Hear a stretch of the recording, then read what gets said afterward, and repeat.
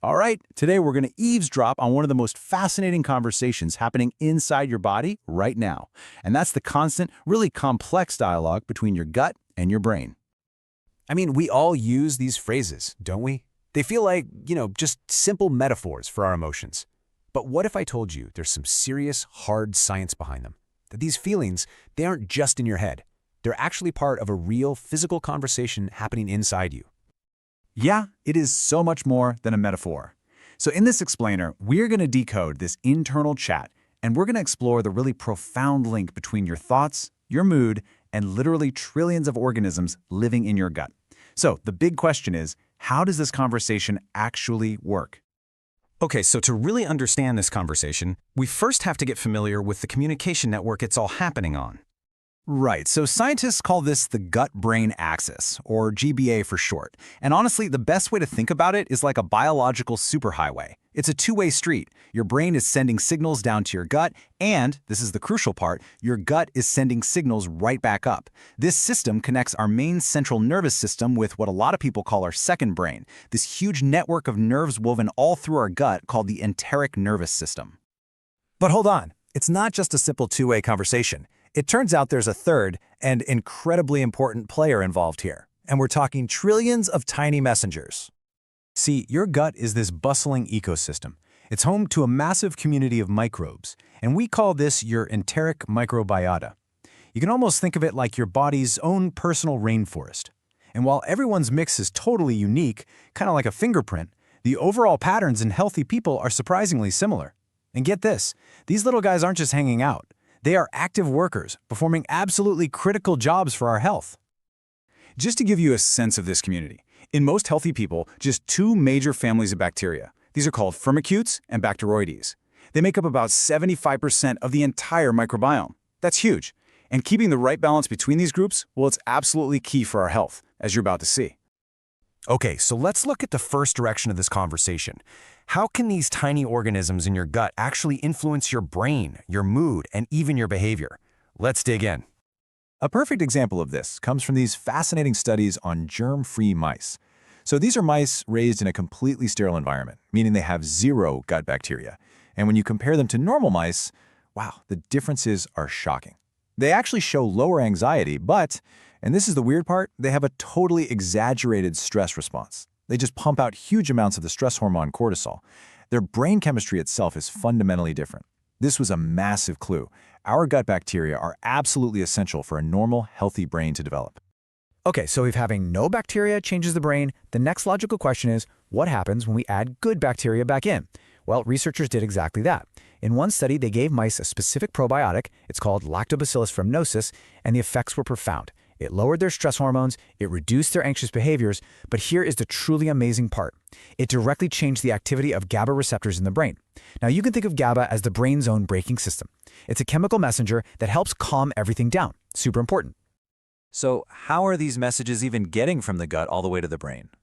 Well, the main line of communication is this massive nerve called the vagus nerve. Seriously, think of it like a fiber optic data cable running directly between the two. And this is the clincher. When scientists did that same probiotic experiment, but this time on mice where they had cut the vagus nerve, the anxiety-reducing effects completely disappeared. Poof, gone. The brain just never got the message. But remember, we said this is a two-way street, so let's flip the script now. How can your brain, your thoughts, your stress, your emotions talk back and directly change the entire environment down in your gut? Well, think about it. When your brain perceives stress, it doesn't matter if it's a looming deadline at work or an actual physical threat. It kicks off this hormonal chain reaction. It's called the HPA axis, and it's basically a top-down cascade. Your hypothalamus tells your pituitary gland what to do, which then tells your adrenal glands to start pumping out the main stress hormone, cortisol. And the wild part is, this whole physical response, it starts with just a thought. And that hormonal flood has dramatic effects on your gut. Psychological stress can actually change the protective mucus layer in there. It can speed up or slow down how your intestines move. It can even increase the permeability of your intestinal wall. You might have heard of this as leaky gut. And all of these changes, well, they completely alter the physical habitat where your microbes are living. And that can actually encourage the growth of the more harmful, nasty kinds of bacteria. Okay, so let's pull all this together for a second. This whole conversation isn't just happening on one channel.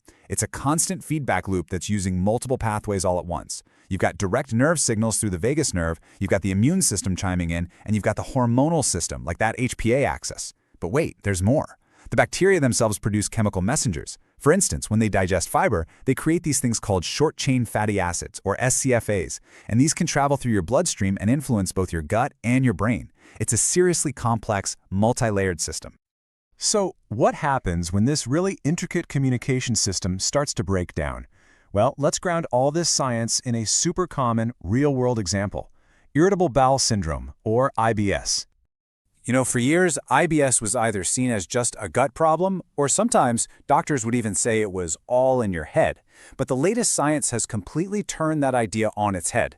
We now understand that IBS is a disorder of the microbiome gut-brain axis. It is a true breakdown in communication between the gut, its microbes, and the brain.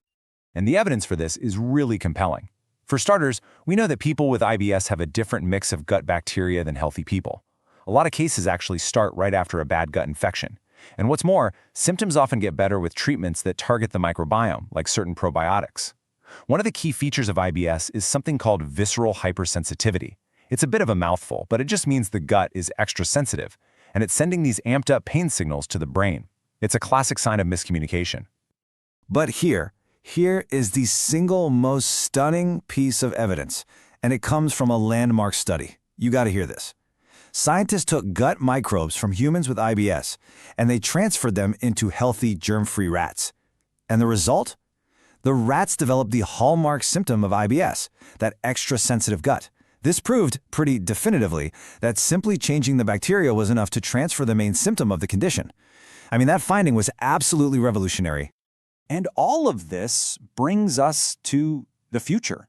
Because understanding this connection, it's not just a cool piece of biology trivia. It is opening up entirely new frontiers in how we think about health and medicine. Here's the key takeaway.